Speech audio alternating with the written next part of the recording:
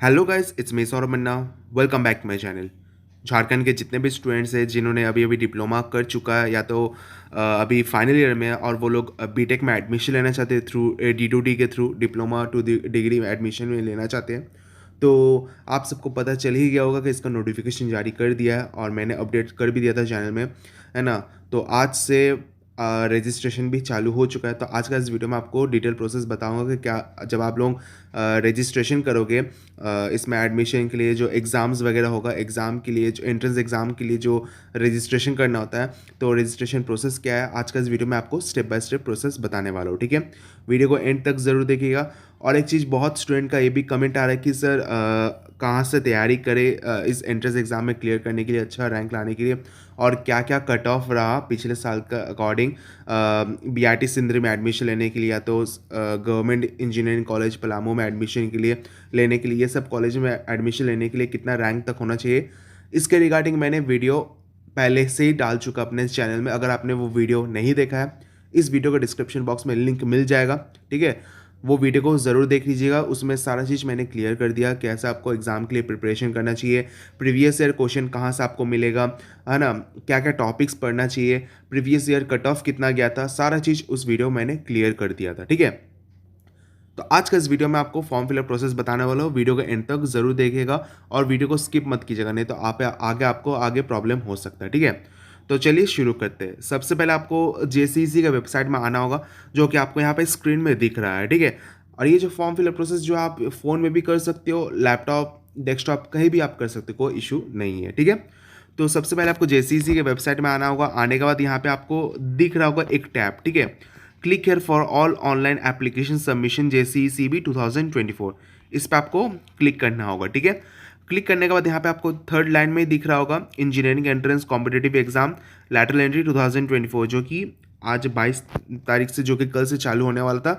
लेकिन 23 को रिलीज़ हुआ है इसका। ठीक है, तो इसका आपका 23 मार्च तक इसका लास्ट डेट है फॉर्म फिलअप करने का। ठीक है, तो यहाँ पे आपको क्लिक करना होगा। और एक चीज़ मैं आपको बता दूँ, जो भी आप फॉर्म फिलअप करोगे ध्यानपूर्वक सब कुछ ठीक ठाक आप ये कीजिएगा। ठीक है, क्योंकि बाद में भले करेक्शन करने को मिलेगा, लेकिन ज़्यादा कुछ आपको करेक्शन करने को नहीं मिलेगा। ठीक है, तो जो भी आप फॉर्म फिलअप करोगे, जो जैसे जैसे मैं आपको बताऊंगा, सारा चीज़ वैसे वैसे आपको करना होगा। ठीक है, तो इसका आपको एग्ज़ाम को मैं आपको फिर से बता देता हूँ। ये जो एग्ज़ाम है आपका 14 तारीख को एग्ज़ाम कंडक्ट करवाया जाएगा। ठीक है, 14 अप्रैल इसका एग्ज़ाम होगा, एंट्रेंस एग्ज़ाम। ठीक है, तो सबसे पहले यहाँ पे देखिए, यहाँ पे लेफ्ट साइड में दिख रहा होगा अप्लाई ऑनलाइन। ठीक है, तो अप्लाई ऑनलाइन में आपको क्लिक करना होगा। करने के बाद यहाँ पे आपको अपना नाम, email ID, phone number, password, ये सब आपको डालना होगा। ठीक है, तो अपना नाम, ईमेल आईडी वगैरह सब कुछ डाल दीजिएगा और फ़ोन नंबर ज़रूर डाल दीजिएगा। याद रहे, जो आपका ईमेल आईडी और फ़ोन नंबर है एक सही वाला डालिएगा, जो कि आपका चालू है। ठीक है, क्योंकि बाकी जो भी फर्दर प्रोसेस है, जैसे आपका एडमिट कार्ड को लेके, एप्लीकेशन नंबर वगैरह मिलने के लिए के लेके, फिर आपका जो काउंसलिंग प्रोसेस होगा, वो सब चीज़ आपके ईमेल में ही आएगा। ठीक है, तो ये सब आपको ध्यान से भरना होगा। पासवर्ड आपको अप्लाई करना होगा। पासवर्ड आपको मैं एक एग्जांपल के तौर में बता देता हूँ। फॉर एग्जांपल मान लीजिए आपका नाम है, ठीक है, तो आप अपना नाम का पहला वाला जो अल्फ़ाबेट है वो कैपिटल रखिए, बाकी सब स्मॉल रखिएगा। उसके बाद कोई भी एक सिंबल अटैच कर सकते हो उसमें, जैसे कि आप @ हुआ या तो हैशटैग हुआ, कुछ भी आप डाल सकते हो। उसके बाद कोई भी 2-3 डिजिट का नंबर डाल सकते हो। ठीक है, फॉर एग्जांपल मान लीजिए आपका नाम राहुल है, तो राहुल का R कैपिटल दे दीजिएगा और AHUL जो है वो शॉर्ट में दे दीजिएगा। उसके बाद हैशटैग डाल के या तो @ डाल के आप अपना डेट ऑफ बर्थ डाल सकते हो, सॉरी ईयर ऑफ बर्थ डाल सकते हो, या तो आप कुछ भी डाल सकते हो, या तो आप उसके अलावा आप अपने वैसे डाल सकते हो, अपना अनुसार डाल सकते हो। बट एक चीज़ आपको ध्यान रखना होगा, अगर आप अपना नाम डाल रहे हो सबसे पहले, तो नाम का पहला अल्फ़ाबेट कैपिटल होना चाहिए, बाकी सब स्मॉल होना चाहिए। @ या तो हैशटैग डाल के फिर अपना नंबर डाल सकते हो। ठीक है, तो अभी मैं पहला प्रोसेस कंप्लीट कर लेता हूँ। ओके, सारा चीज़ अपना डाल दिया, अपना नाम वगैरह, फ़ोन नंबर मैंने डाल दिया है। पासवर्ड जो है आपका एटलीस्ट 8 डिजिट का होना चाहिए। ठीक है, जब आप देखोगे यहाँ पे लिखा हुआ है password should be of 8 character होना चाहिए, है ना। 1 upper case A to Z, 1 lower case A to Z, 1 special character, जैसे मैंने आपको बताया @ हैशटैग, या तो ये सब कोई भी सिंबल डाल सकते हो, एंड अ नंबर 0 to 9। ठीक है, मतलब सब मिला के 8 डिजिट का होना जरूरी है। ठीक है, ये करने के बाद जब मैं आप सबमिट में क्लिक करता हूँ, सबमिट में क्लिक करने के बाद यहाँ पे आएगा आर यू श्योर, जो भी आपने भरा है आपका सब कुछ सही है या नहीं। अगर आपका सब कुछ सही है, ठीक है, अगर आपका सब कुछ सही है तो तभी जाके आप येस आई एम श्योर में क्लिक कीजिएगा, नहीं तो मत कीजिएगा, ठीक है। तो मेरा सब कुछ सही है तो मैंने अप्लाई कर दिया इसमें। करने के बाद ये जो आपका पहला प्रोसेस कंप्लीट हो चुका है, ठीक है। ओके, तो मेरे पास भी मेल आ चुका है। आप अपना सब लोग अपना अपना मेल चेक कर सकते हो, ठीक है। तो मेल आ चुका है, तो आपके मेल में आपका जो एप्लीकेशन नंबर है वो आपका आएगा, ठीक है। और जो पासवर्ड आपने सेट किया है वो तो आपको डालना ही होगा, है कि नहीं। तो मैं अपना ये डाल देता हूँ, अपना एप्लीकेशन नंबर। आप मेल अपना चेक कर सकते हो, या तो आप अपना फ़ोन का जो इनबॉक्स है वहाँ भी आप चेक कर सकते हो, वहाँ पे आपके पास मेल आ जाएगा तुरंत, ठीक है। तो मैंने अपना रजिस्ट्रेशन और पासवर्ड मैंने डाल दिया है। जहाँ पे आपने अप्लाई ऑनलाइन में जहाँ पे हमने क्लिक किया था उसके नीचे एक टैब था, ठीक है, एप्लीकेंट लॉगिन का, उस पर आपको क्लिक करना होगा सेकंड प्रोसेस के लिए। एप्लीकेंट लॉगिन में क्लिक करने के बाद आप अपना रजिस्ट्रेशन और पासवर्ड डाल दीजिएगा। रजिस्ट्रेशन नंबर आपको अपने ईमेल में मिल जाएगा, है ना। और याद रहे वही रजिस्ट्रेशन नंबर और वही पासवर्ड आपको फ्यूचर के लिए सेव करके रखना होगा, क्योंकि उसी से ही आपका सारा प्रोसेस होने वाला है, ठीक है। तो ये आपका सेकंड प्रोसेस, पहला प्रोसेस आपका कंप्लीट हो चुका है, ठीक है। तो ये आपका सेकंड प्रोसेस जहाँ पे मैंने अपना आईडी एंड पासवर्ड डाल दिया। अब मैं कैप्चा कोड डालता हूँ यहाँ पे, ओके।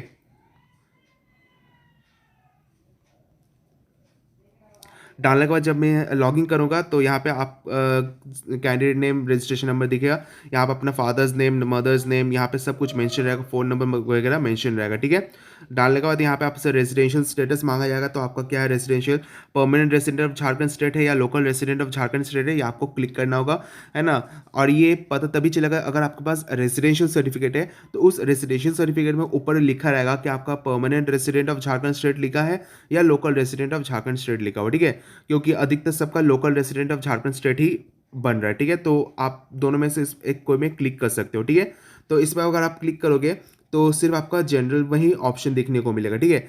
या और जो लोग अगर अदर कैटेगरीज बिलोंग करते हैं, जैसे एसटी हो, एससी हो, ओबीसी हो, या तो जनरल कैटेगरी से बिलोंग करते हो, तो आप permanent resident of Jharkhand state में भी आप क्लिक कर सकते हो, कोई इश्यूज़ नहीं है, कोई इसमें कोई प्रॉब्लम नहीं है, ठीक है।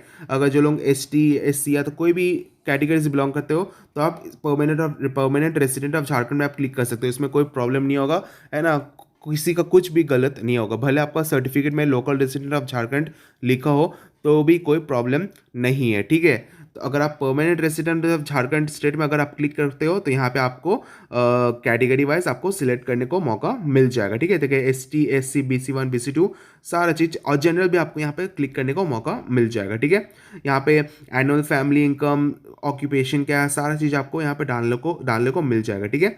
तो यहाँ पे फिर आपका do you want to avail TFW scheme, अगर आपके पास ट्यूशन फी वेवर का सर्टिफिकेट है, अगर आप इसका अवेल करना चाहते हो तो आप यहाँ पे येस कर सकते हो, ठीक है। और अगर आपके पास नहीं है तो नो कर सकते हो। TFW का मतलब ये है कि मान लीजिए अगर आपको TFW में अगर आपको सीट मिलता है तो आपका जो फीस है और ज़्यादा कम हो जाएगा, ठीक है। और TFW बनाने के लिए एक income and asset income certificate इसमें ज़रूरत पड़ता है, ठीक है। तो इनकम सर्टिफिकेट अगर आप एडमिशन के टाइम में अगर आप आपके पास अगर वैलिड इनकम सर्टिफिकेट है तो आप TFW के लिए आप वैलिड कहलाओगे, ठीक है। तो ये आपको जानना जरूरी है, ठीक है। फिर यहाँ पे क्वालिफिकेशन डिटेल्स डाल सकते हो, है ना। यहाँ पे जैसे आपने 10th किया है, ठीक है, यहाँ पे अपना 10th का डिटेल्स डाल सकते हो। रिजल्ट स्टेटस क्या है अपना डाल सकते हो, ठीक है। फिर आपका मार्क्स सिस्टम क्या है, आपका परसेंटेज में है तो आप परसेंटेज में क्लिक करके आप ये कर सकते हो। आपका रोल नंबर, आपका जो 10th का जो रोल नंबर है वो आप डाल सकते हो। पासिंग है, आपने किस ईयर में पास किया है। मैक्सिमम मार्क्स मतलब टोटल कितना मार्क्स का एग्जाम था उसमें से कितना आपने स्कोर किया है, वो सब डालने के बाद यहाँ पे आपका ऑटोमेटिक यहाँ पे दिखा दिया जाएगा, ठीक है। और 10th के बाद यहाँ पे आपसे फिर डिप्लोमा का पूछा जाएगा ऑप्शन, ठीक है। तो डिप्लोमा के यहाँ पे आप क्लिक कर सकते हो, ठीक है। इंस्टीट्यूट या तो यूनिवर्सिटी आप अपना नाम दे सकते हो, किस इंस्टीट्यूट से आपने डिप्लोमा किया है वो आप यहाँ दे सकते हो, या तो किस इंस्टीट्यूट से आपने BSc किया है ये आप डाल सकते हो। स्टेट कहाँ से आपने किया है, सॉरी स्टेटस मतलब आप पास आउट हो या अपियरिंग हो तो आप इसमें क्लिक कर सकते हो। जो लोग पास आउट है तो वो लोग पास आउट वाले यहाँ पे क्लिक कर सकते हैं, जो लोग अपियर्ड है तो अपियर्ड वाले इसमें क्लिक कर सकते हो। और एक चीज़ मैं आपको बता दूँ, जो अपियर्ड जो लोग क्लिक करेंगे उनसे सिर्फ और सिर्फ रोल नंबर ही मांगा जाएगा, ठीक है। और जो लोग डिप्लोमा कंप्लीट कर चुका है या तो BSc कंप्लीट कर चुका है तो उनसे रोल नंबर जो कि आपका रजिस्ट्रेशन नंबर है, पासिंग ईयर है, मैक्सिमम मार्क्स मतलब आपका जो फाइनल जो ये निकल कर आया है, मार्कशीट निकल कर आया है 6 सेमेस्टर में, उसमें जो टोटल मार्क्स जो है वो आपको डालना होगा। उसमें से आपने कितना अटेम्प्ट किया है वो आपको डालना होगा। मैक्सिमम मार्क्स जैसे आपको सबको पता ही है 5th और 6th सेमेस्टर मिला के जो 1800 मार्क्स का जो एग्ज़ाम वो जो लिखा रहता है वही आपका फाइनल माना जाता है, ठीक है। डिप्लोमा में फाइनल 5th और 6th टोटल मिला के जो एग्रीगेट बनता है उसी को इसमें डालना होता है, ठीक है। तो यहाँ पे आप मैक्सिमम मार्क्स में 1800 दे सकते हो। अब 1800 में से आपने कितना ऑब्टेन किया वो आपको इसमें मेंशन करना होगा, ठीक है। ध्यान रहे आपका जो डिप्लोमा का जो 5th और 6th सेमेस्टर का जो ये है एग्रीगेट है वही आपको इसमें डालना होगा, ठीक है। और यहाँ पे अपना ऑटोमेटिक यहाँ पे परसेंटेज मेंशन हो जाएगा, ठीक है।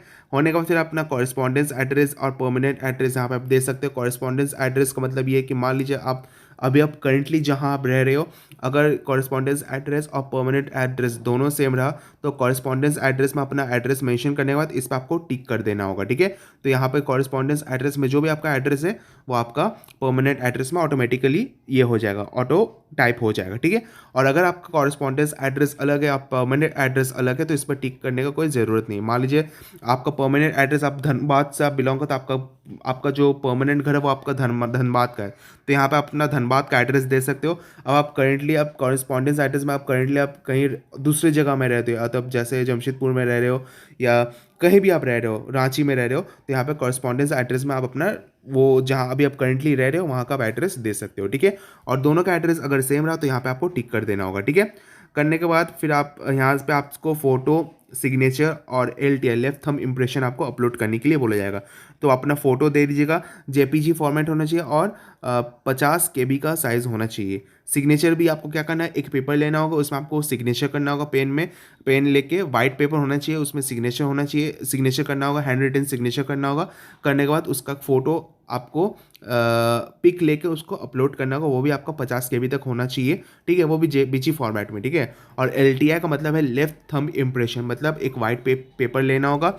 आपका पास अगर आपका पास पैड है जिससे वो जो स्टैंप लगाया जाता है, अगर आपके पास वो पैड है, वो पैड में आप अपना लेफ्ट थंब को लगा के वाइट पेज में लगा के उसका एक फ़ोटो लेके इसमें अपलोड करना है, वो भी आपका 50 KB का अंदर होना चाहिए, ठीक है। और उसके बाद upload marksheet, certificate, diploma, BSc degree है, ये सब आपको अपलोड करना है। मार्कशीट्स वगैरह एक PDF बनाकर आपको इसमें अपलोड करना है, वो भी आपका 3 MB तक होना चाहिए। मार्कशीट जो है आपका 1st से लेकर 6th सेमेस्टर और जो फाइनल जो सर्टिफिकेट है सब कुछ एक साथ एक PDF बना लीजिएगा, है ना, बना के आपको इसमें अपलोड करना होगा, ठीक है। करने के बाद यहाँ पे आपको टिक में क्लिक करना होगा। करने के बाद जब आप सेव वाला ऑप्शन में क्लिक करोगे तो यहाँ पे आपसे जो नेक्स्ट प्रोसेस है, जो लास्ट प्रोसेस जो आपका पेमेंट करने के लिए पेमेंट गेटवे ओपन हो जाएगा, जहाँ पे आपको पेमेंट करने के लिए बोला जाएगा, ठीक है। तो वहाँ पे पेमेंट के लिए आपको UPI पेमेंट का ऑप्शन मिलेगा, डेबिट कार्ड, क्रेडिट कार्ड, है ना, बैंक आपका और भी बहुत सारी डिटेल्स आपको मिलेगा पेमेंट करने को लेकर, ठीक है।